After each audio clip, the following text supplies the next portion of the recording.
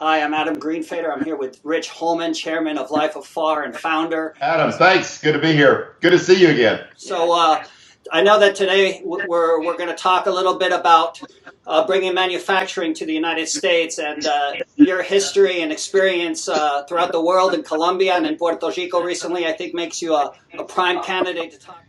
If the United States is fighting a war with another country, whatever country it is, would we have our factories for manufacturing ammunition and guns and planes and missiles and tanks built in that country? And where we manufacture our most vital medical supplies and pharmaceuticals? China? I mean, is that a friend of ours right now? You know, the U.S. Department of Commerce found that 97% of all antibiotics used in the U.S. come from China.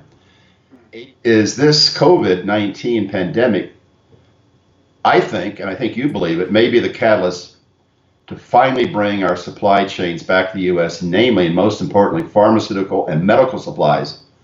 And a leading candidate for this is Puerto Rico. I think Puerto Rico has the infrastructure, it has the cost basis on the labor, and it certainly has the talent. And you can address this because you know the island better than me, but it's the quickest way to get back into pharmaceutical production.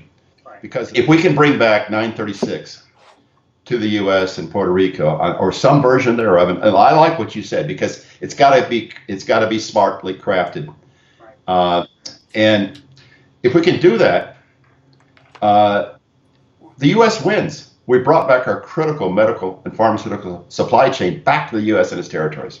I think the big concern has always been giving Puerto Rico a bailout.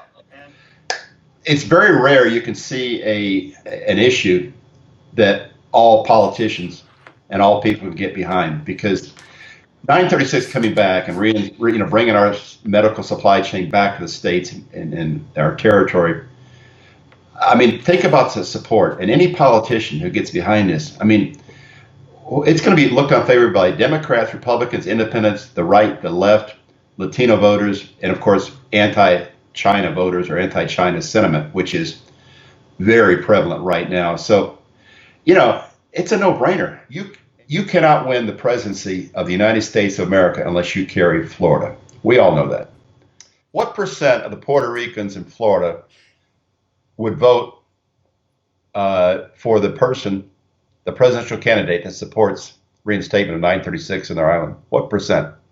Oh, it's 100%. Okay. Look, it's extremely hard to argue with.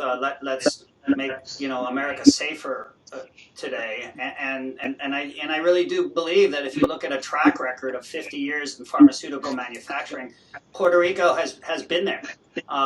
Puerto Ricans have been there, and through the wars as well. They've fought in all the wars, that the USA has fought, and I think on this one we're going to take it home, and it's time to act now. I mean, I think that's the message: is let's get that passed, let's get manufacturing started up, and just make the world a better place, especially if you live in the United States. You just said something. You said make America safe again. Maybe that's a new slogan instead of great again. Either make America safe again or make America healthy again. Thanks so much for having me on today. I appreciate it. Glad to talk about this subject. It's very near and dear to my heart. Yeah, likewise, Rich. Thank you, and we'll be in touch.